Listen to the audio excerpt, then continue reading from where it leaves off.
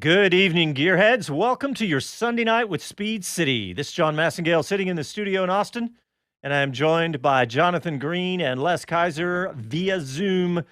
How's it going, Mr. Green? Mr. Kaiser, are you there? Great. Well, it was an exciting weekend of motorsports. We had 24 hours of Le Mans coverage. I watched a giant chunk of that. IndyCar Saturday night on the oval under the lights. That was awesome. And we've got lots to talk about tonight. We're going to talk some Formula One because we're going to continue the discussion about the second race possibility here in Austin. We also have a fantastic guest. We have Will Power, who we got to interview a couple of days ago before this weekend's race after his big win, and had a blast with him. We talked about all sorts of stuff. Talked about Romain Grosjean and his success this year. Talked about Will Power's a little bit frustrated with the season, but I had a good day yesterday as well. And then we also have about to join us. Speaking of Le Mans, we have a Le Mans winner, and we're going to go straight to him because we got an Austinite who's won Le Mans before. Back in 1990, we have Mr. Price Cobb. Price, welcome back to the show, buddy.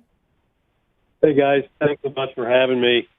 I'm not sure that Le Mans should take precedence over those other races, but I'm here and happy to be. Well, of course, we're happy to have you. And yeah, I was right. What, 1990, right? Yeah, sure enough. Everybody quit. I was left there holding the stuff. You are so humble. You can never take any credit, Price. What are you holding there, Mr. Kaiser?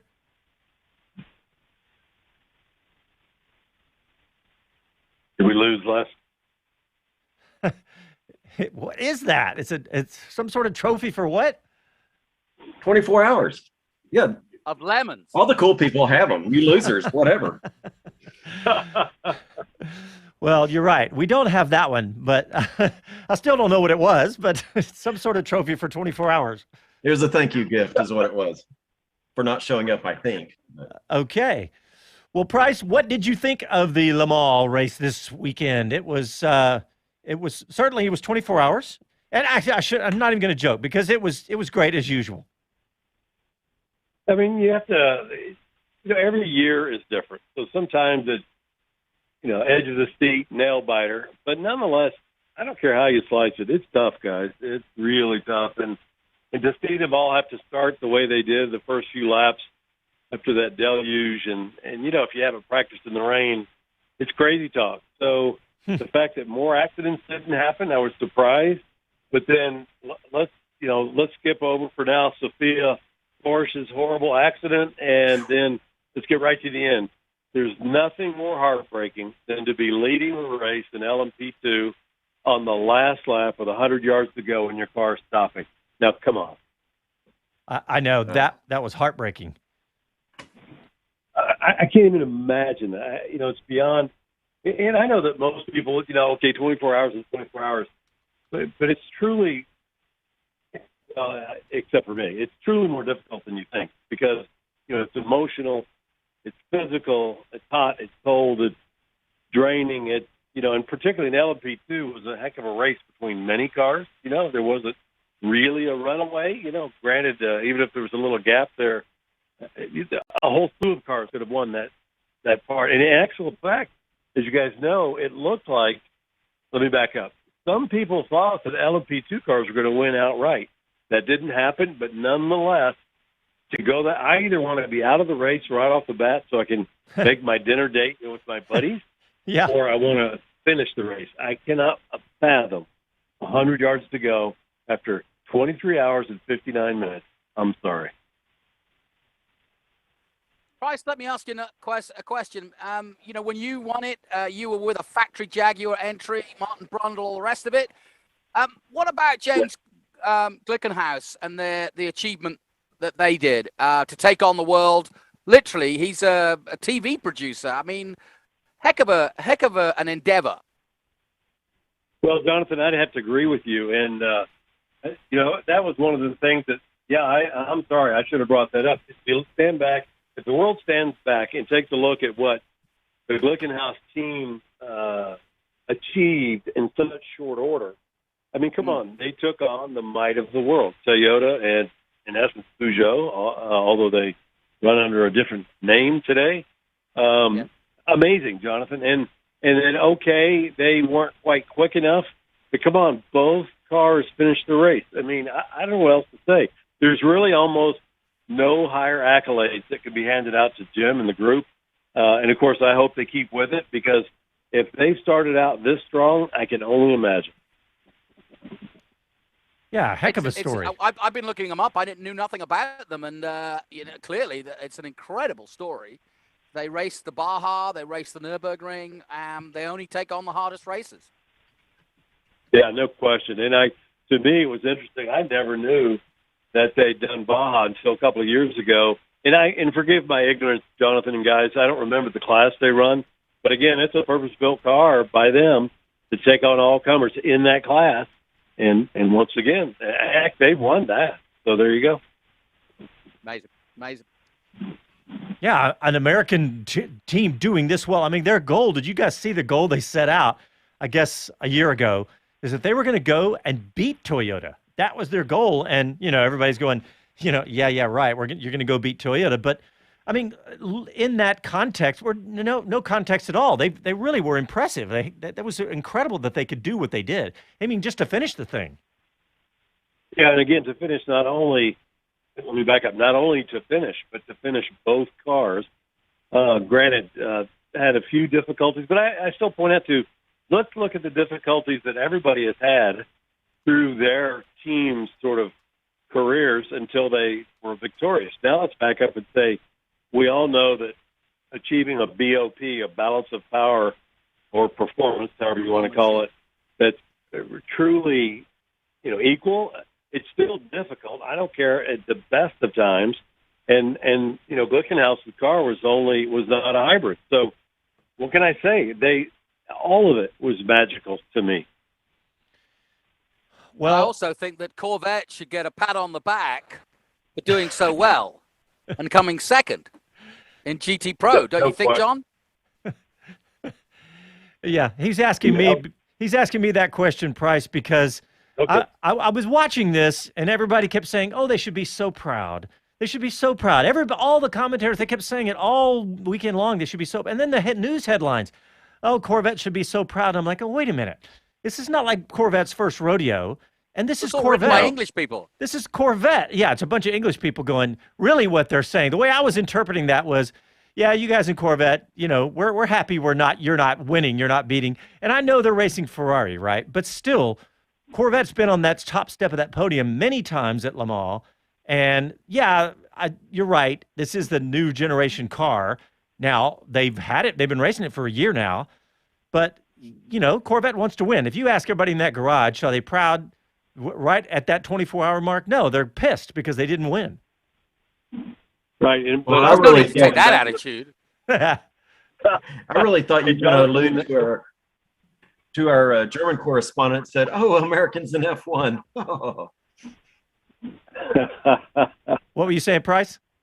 I was going to say, Jonathan, in the South, there's a saying that Southern girls have to say to other Southern girls, "That's so nice." What it really means is basically, raise the two fingers up, take a hike, cupcake. So it sounds to me that's what the English are saying to the Corvette. But still, I mean, come on, guys. And that is John's point. Yeah. Our chaps from over the pond have come over with a little C8 to try and take on the might of Europe, and they did awfully well. Came very close. They should be so proud. I hear you. See, Price didn't have to deal with that. He was racing for Jaguar. Shut up, Jonathan. He had that one loaded up in the gun before the show. I guarantee you he did. But all said, they did finish ahead of Porsche. That's no mean feat in itself, as you pointed out, Jonathan, earlier. Yeah, as you say, COVID has helped the C8 project, but they didn't just build the C8 in February, run it at Sebring, and then bring it to Le Mans in September. They've had 2 years to, iron out the cracks or whatever. Clearly, it's a bullet. It's a very fast car. You saw it in a straight line against the Ferraris. They know what they're doing. Hey, Price Cobb, what about the checkered flag man and his agility, his abilities out there? What do you think about him at the end of the race? Well, that was pretty spectacular. I'm sure it was as much of a surprise to him as it was for Sophia to get T-boned in the middle of the night. But all I can say is that some of those guys, and I realize that, it's normal for everybody to kind of slow down the last lap or so.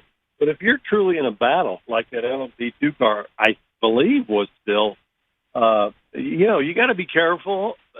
All parties need to be careful. That's all I can say. But yes, it was an amazing feat for him not to get hit. Yeah, and of course the reason he got hit is because Toyota, has wrapped this thing up, and they're just strolling across the line, and some of the other cars too. And then the LMP2 cars are going, wait a minute, we're still in the battle here. And what was the final? Right. What was the gap at the final? Was it 0.7 of a second? And the flagman was like, he didn't realize what was happening. No, I mean, and again, historically, everybody slows down on the last lap, and all the corner workers are waving flags, and everybody's out on the track, and there's no question it's dangerous. But I'm like you. As good as the communications are today by the organizers who really do a heck of a job. I mean, I reflect back on when I was there, it's come a long way, gentlemen. But back up to it, they should have said, hey, no funny business. We're still racing to the end because there's a position yet to be settled. Yeah, no doubt. Great. No doubt. And it was a little amusing to see that. But he actually, I don't think he was about to get hit, but it was very scary, and they probably should do something about that. So, yeah. Hey, Price Cobb, we're bumping up to a break. Can you stay with us for a few minutes? Because we're gonna shift gears and talk a little bit about some other topics here, including, which I didn't tease at the top of the show. Yeah. A gentleman by the name of Andretti is talking about a Formula One team, and I want to talk about that too. But Mario is going to be the driver. yeah. What? All right, guys, we'll take a break. You're listening to Speed City live from Austin, Texas. Back after these messages.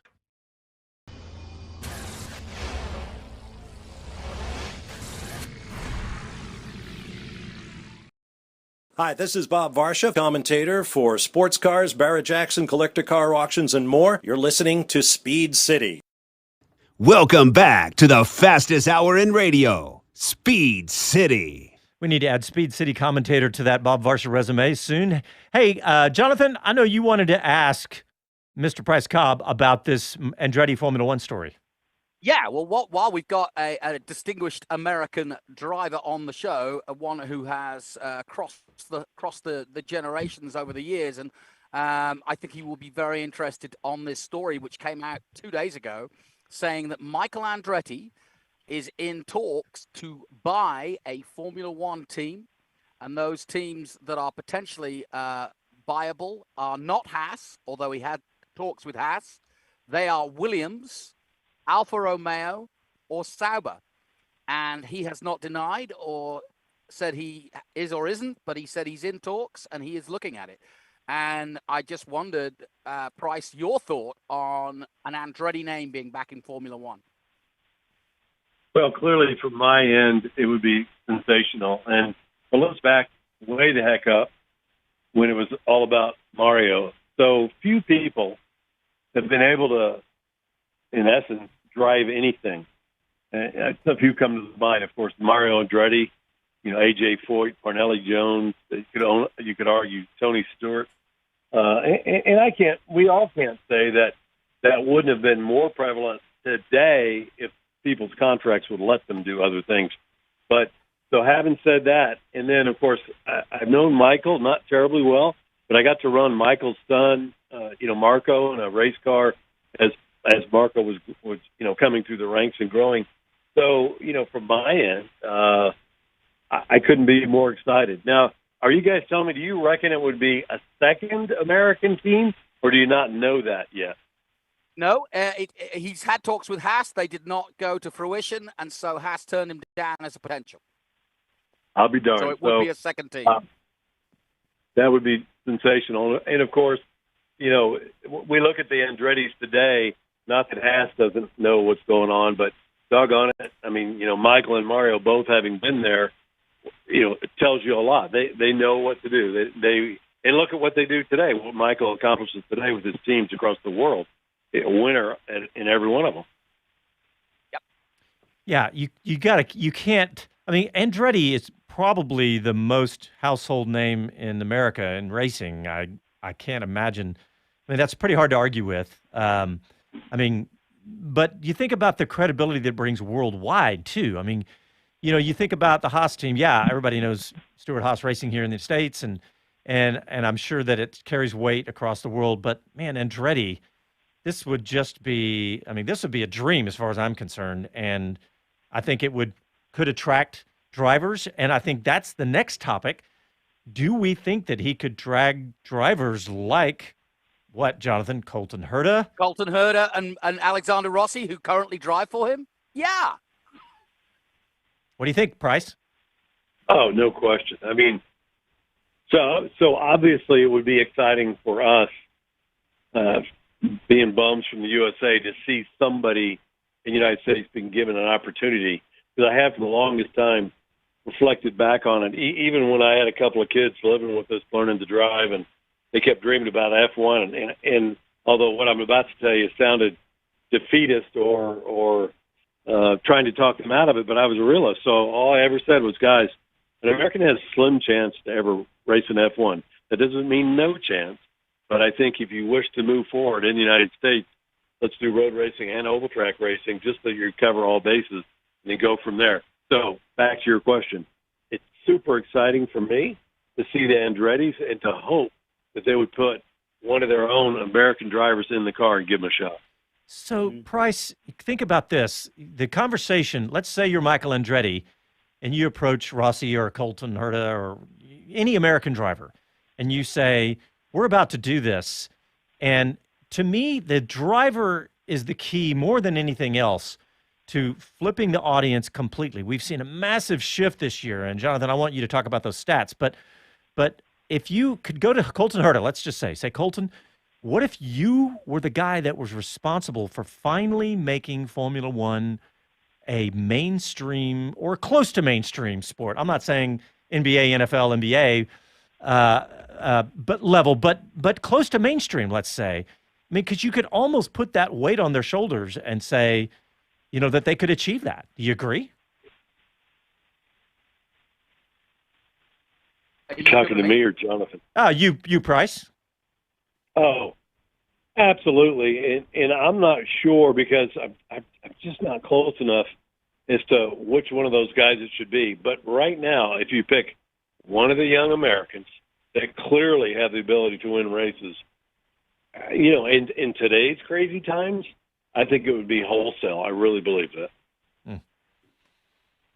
I'd go with Colton out of that pair.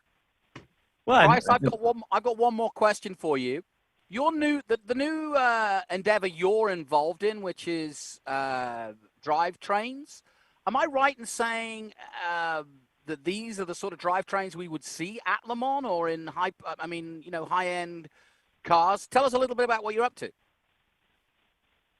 Yeah, well, in my infinite desire to be retired, I got asked by some guys in England, Jonathan, that make a fabulous carbon fiber brake system. As we all know, a pure carbon fiber system like we find in race cars doesn't work on the street. So somewhere along the line, somebody infused ceramics and suddenly brakes work. So these guys knew in England, they knew that I used to test pure carbon rotors when they first came to racing. So F1 was first, and immediately everybody in the prototype world, Le Mans world. So I tested more than I'd ever care to tell you about, relentlessly doing laps at Sebring with every manufacturer that was throwing their hat into the ring. So fast forward to today. You had no teeth left.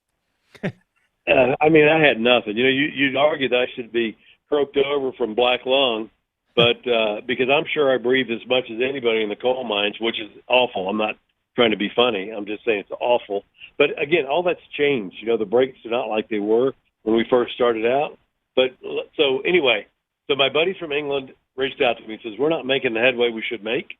So will you give it a shot? I said, well, yeah, but I still want to work on motorbikes. So if I can hand the majority of it over to my buddy at the gearbox company, HCF Autosport, which makes they not only make gears and gearbox bits. I should say they're in the power transmission business. So it could be, cam gears that are, that the crankshaft of a Honda racing engine, and I use that because they used to. Ducatis, all kinds of people use bits that we make, and I say we because if it makes sense for the parts to be made in Europe, we use people in Europe in well-known Graziano and Cima we represent. So when we need stuff done in Europe, instead of us making it and dealing with the airlines and whatever. So anyway, my point to you guys is they do produce stuff for many of the hypercar companies. And I'm not going to name their name today, but we were approached by one of the most unbelievable hypercars that has just come out in the world that we've seen them doing stuff for the last 2 or 3 weeks to build them a bespoke transmission. And unfortunately, we weren't in the position today, even though we do bespoke stuff. So we had to, sadly for me, turn our backs on it and walk away. Well, it sounds exciting as heck that you are involved in that. So congratulations. Well, it is fun, and I would say that's for me as an old person, that's the most fun doing, standing back and looking at technology up until the day I'm pushing daisies up.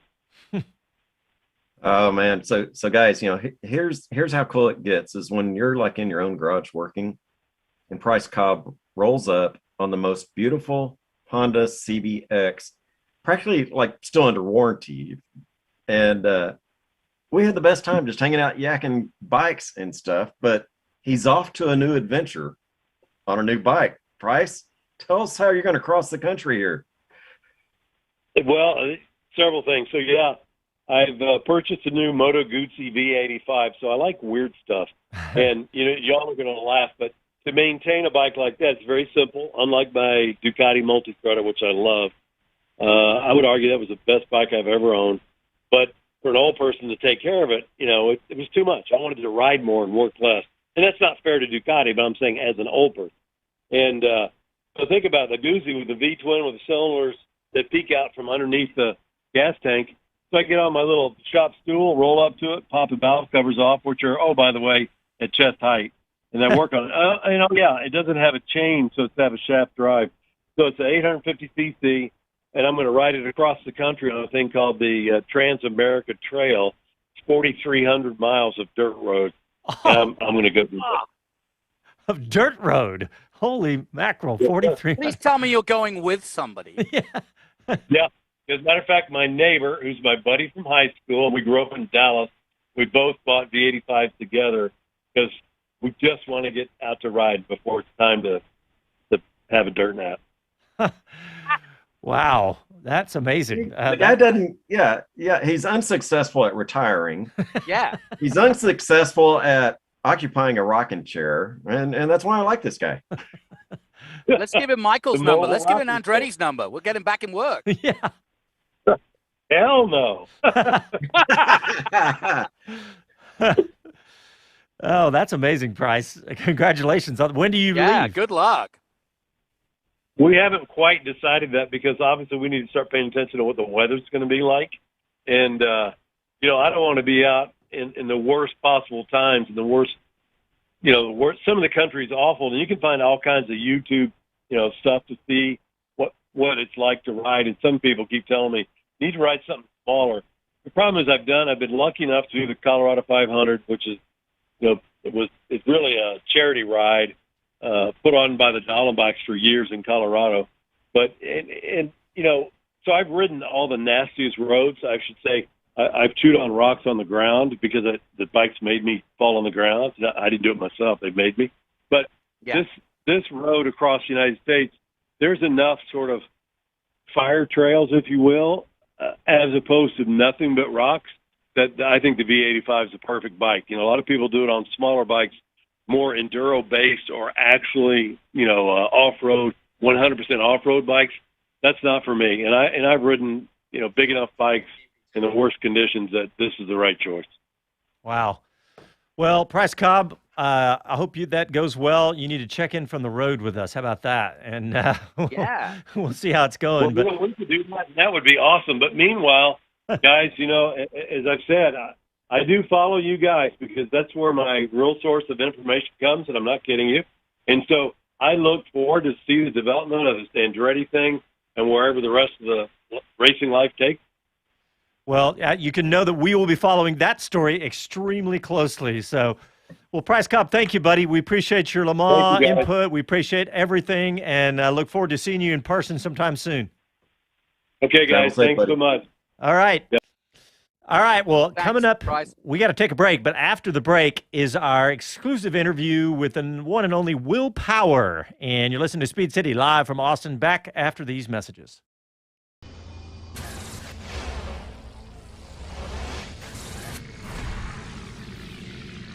Hello, I'm Jenny Gow from BBC F1. You are listening to Speed City. Welcome back to the fastest hour in radio, Speed City.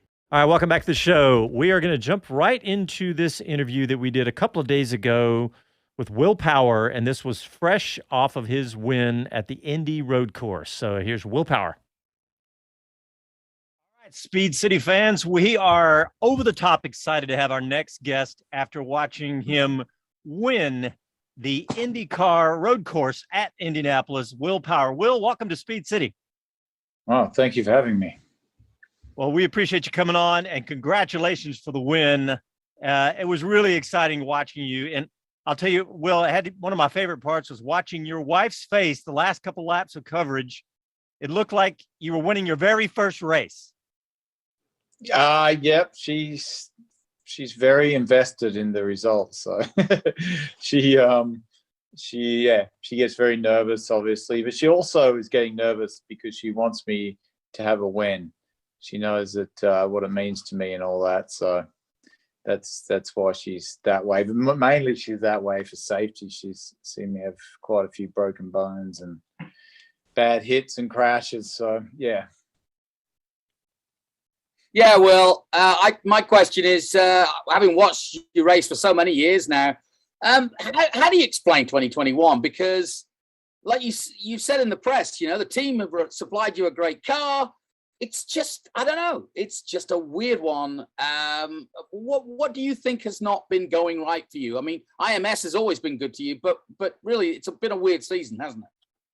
Yeah, I mean, when you look at it, if you had a win in Detroit and a top 5 at a double points race at Indianapolis, which Indianapolis was a brake failure, and Detroit, the car didn't start. So if you add those points up, that's a significant amount of points right there. And that would put me right in the hunt for the championship. So just unfortunate that those 2 races worked out the way they did. Just gave up massive points, and even just getting the Detroit one back puts me right back in the game and gives me a shot. So, yeah. Would you argue that it's go on? I was going to say I have too many of them every year. Too many of the big points hits. That's it. Every year I win races. I'm always really fast. I always get poles, and I always have too many big DNFs or something goes wrong on it's too big of a scale, and it just can't seem to. And don't believe me, I reflect on that a lot and try to understand it as a product of the way I race, but they're always different stuff. Sometimes last year we had a lot of issues in pit lane. This year it was brake failure. The car didn't start because of some weird system glitch. I mean, just random things happen. But I have not been also very good in qualifying. I'll say that. I have not been good in qualifying. Well, Will, did you come here to Indy thinking that you're coming home, you've had so much success here? Did you come in confident, at least with that feeling that you've done so well here before, that you had a shot to do well here again? Well, we struggled there in May, so we took a pretty close look at why and all that. So I was actually kind of hoping that we would be competitive, which we were. And, I think we stumbled across some good stuff that might help us for the rest of the season. So, Yeah, always good when you're on the pace and not confused, because these days it's such a competitive series. It's easy to get on the back foot and start second guessing yourself on setup and everything really, and even the way you drive. So a good result helps a lot of things. Well, we cover Formula One as well, and it's so different as a sport in terms of what you're saying, how competitive Indy is. And, in Formula One, maybe four guys can potentially win a race, whereas it just seems to me that the competitiveness of Indy in the last 3 years, with the emergence of the likes of Colton Herta, VK, so many other youngsters coming through, and they've been on it. The older guard, as it were, yourself, Dixon, and a few others, are really being pushed by these kids who are taking the points that maybe in previous years you could not count on, but there was just so many different, guys who are capable of winning that. Yeah, that's right. You've got, who's even going to guess who's going to win, week in, week out? Who's could guess? It's anyway, it's just impossible. It's 15 guys who could be on pole, more 20 guys in the series are just phenomenal drivers. So it's a tough series in that respect, and the parity and the level of the teams now, it's all ramped up to this. Everyone's the same. Everyone's got the same opportunity. You can go to Dale Coyne and win races, or you can be a Penske and win races. I mean, it's as you see when you see the spread of teammates throughout the field. Sometimes you see Colton on pole and his teammates be way down there, or you see one of our guys on pole, and all the rest of us are spread out through the field. So, tough series. Very, very different to Formula One. Very different. Just a different deal. It's, Formula One's a manufacturer championship, I suppose. So, there's just no car the same. It's only, they're all different. Every single team is different. Even I'm not even sure the cars between. We know with having a spec car how hard it is to get all the cars the same. Even though they are the same, you get the same stuff. It just simply is very difficult to have really good quality control. But yeah, Formula One, I think if you're getting paid $30 million, I guess you could spend a few seasons there. But honestly, if it was the same pay as IndyCar, you'd certainly pick IndyCar if you want to have a good time and have competitive racing and have a chance to win week in, week out. I think Grosjean feels that way. Yeah, I mean, he's probably having the most fun he's had since he left GP2. He's probably having the most fun. Like he knows that he has a chance to go in and win week in, week out, and the racing's great and all the cars are the same. Like, you're not just going to run around fighting one person all day, like, which is your teammate. And then, tough gig. I mean, obviously Formula One's the pinnacle of motorsport, but the way every other series in the world is heading is everything's even. Everything's the same. Will, I saw you take a selfie with Romain Grosjean and Colton Herta at the end. I mean, Grosjean, you're right. He smiles so much now compared to when he's in Formula One. Have you guys, welcomed him into the club at IndyCar? Yeah, I mean, he had a reputation in Formula One of, being very aggressive and doing some pretty, 50-50 moves. But he's actually, now that he's, legitimately a chance to win week in, week out, he's a very good driver. He's putting it together very well.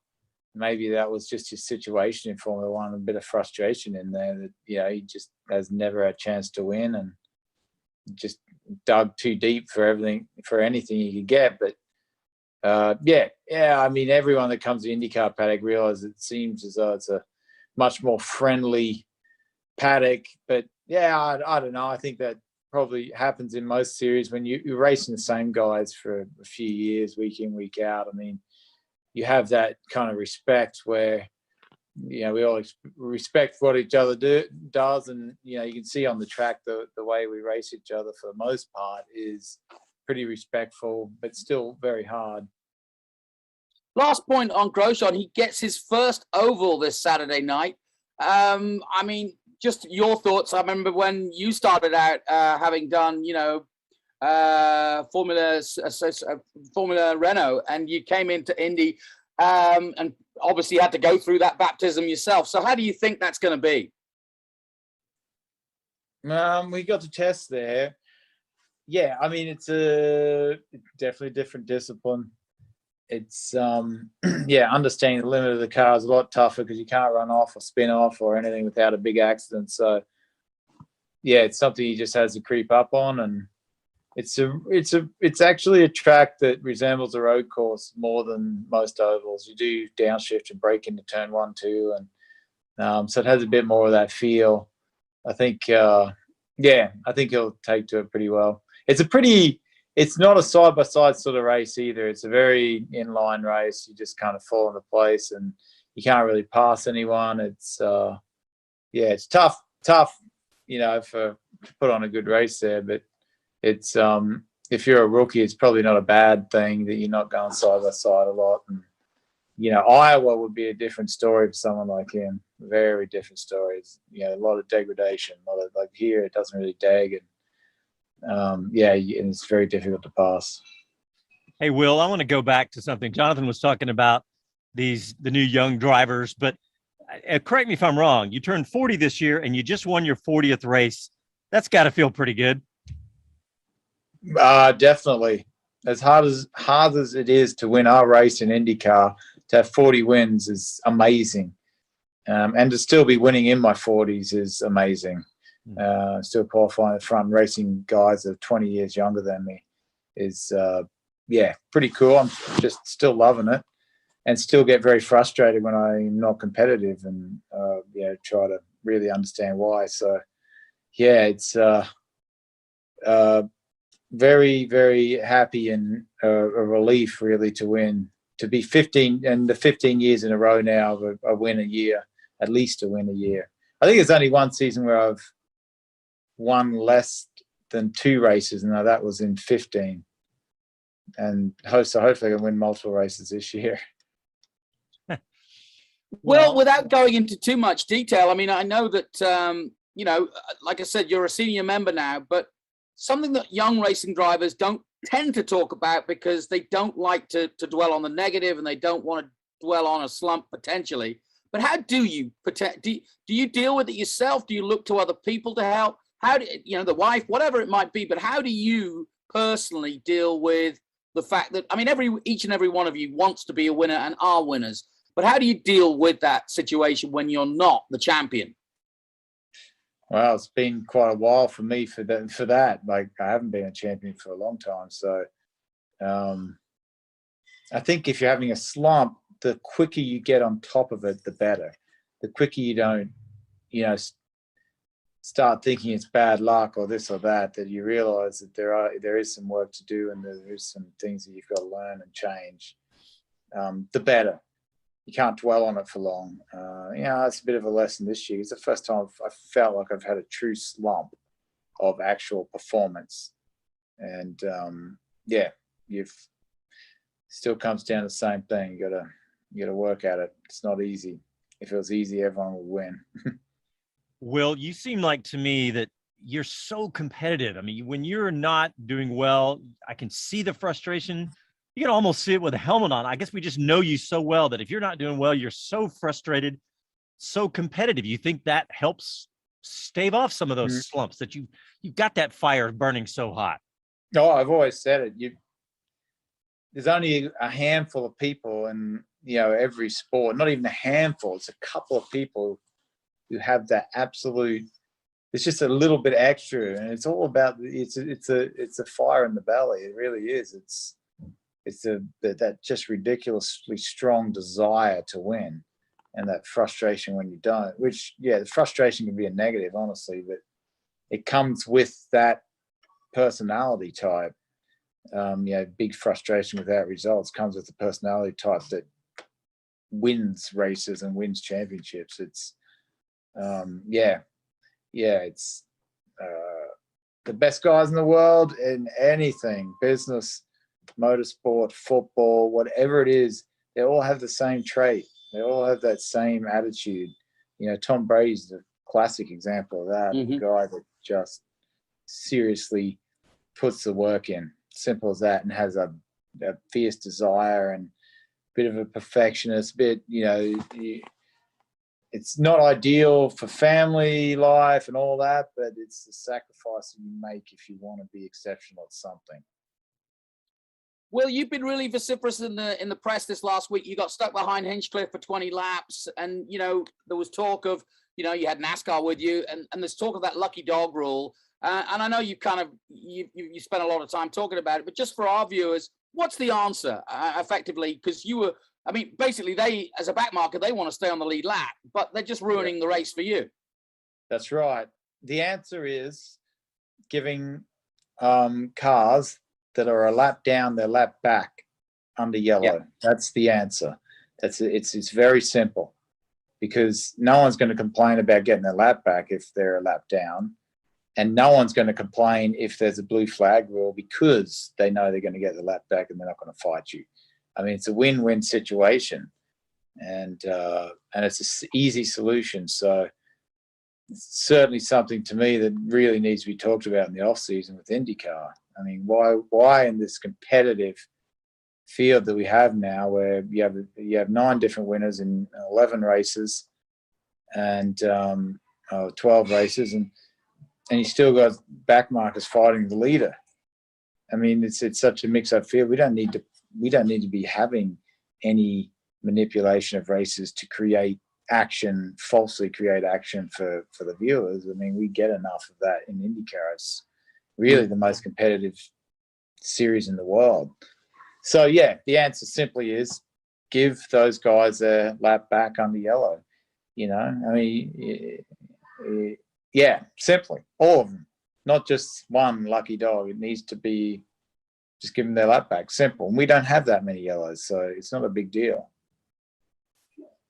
So, Will, what about getting ready for this weekend at St. Louis? Are you guys, you got a particular strategy, or what are you guys thinking for this weekend?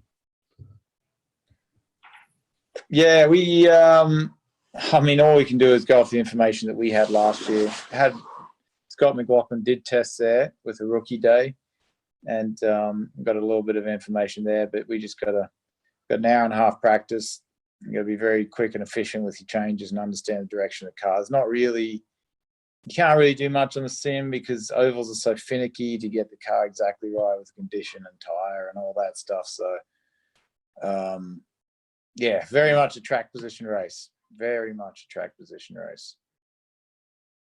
What you mentioned, Scott? How do you feel he's got on? Because if you kind of measure him against Jimmy Johnson, and maybe that's not a fair comparison, but I mean the way he's taken to it and how competitive he's been. What's your take on how he's getting on?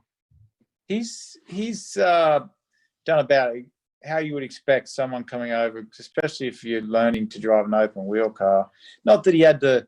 He raced at a very high level in Australia for a long time, so he was far from a rookie in that respect, as far as the approach you take. And, he's not your typical rookie that throws it off a lot and is learning through crashes. I mean, he's kept it on the island for the most part. And, he's done well. He's just accumulating experience. He's going through the typical roller coaster ride you get on the first year of trying to learn something in a series that's really competitive, where he gets, he gets a break and he qualifies in the fast 6.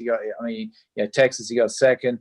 Indy Road Course, the first race in May, he qualified in the fast 6, top 6, which was a big game for him. But then, I think he thought that, okay, now I've got that, I'll probably start doing that more often. But it's your typical, first year for someone learning is just a roller coaster ride. You struggle to IndyCar. So the tracks and setups and everything is so different week to week that if you nail one, you're not going to. It's not a given that you'll nail the next. They're all such different setups and philosophies and the way they drive. Some tracks are bumpy with no grip. Some tracks are bumpy with grip. Some are super smooth with a heap of grip. Some are ovals. Some are super speedways. It's such a mixed bag that it is tough to get the whole package right. Like from what I've seen, an actual true rookie coming in, it really takes them 3, even 4 years to become an absolute contender. Become someone that you can count on to be in the championship. Hey, speaking of Scott and bumps, did you talk to him about him going airborne towards the beginning? That was great television.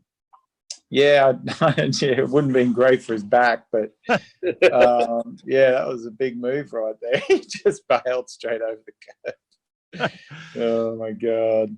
Hey, well, Will, I know we heard family when you first came on. We're going to let you go, but I got to ask you, we got is it 3 or 4 races left? And what do you think your next best chance to win again? This weekend, I led a lot of laps last year. I was very frustrated that I ended up, I think, second or third, but I think it was third. After leading so many laps, so definitely have a shot, really, for the rest of the season. There's all good tracks for me, and it's just a matter of putting it together.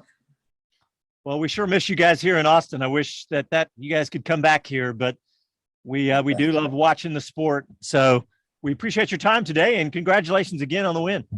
Excellent. Thank you. Thank you very much. Thanks, Will. Regards to the family. Thank you. Yeah, it's not every day you can compare yourself to Tom Brady, but I think Will Power can do that. And legitimate at that. And legitimately, he had a pole this weekend, so that's his 63rd pole, just 4 by a record of 67 set by none other than Mario Andretti. So, yeah, he come in third this yesterday, Jonathan?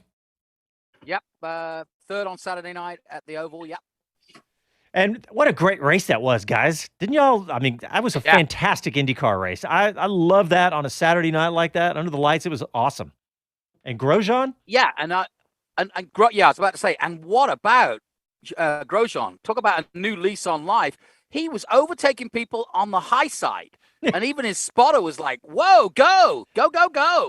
Yeah, it's funny. He talked about he wasn't going to do ovals right after the big crash in F1 last year. He was not going to do ovals after he decided to go to Indy, and you could tell at the beginning of the race and in qualifying he was a little tentative.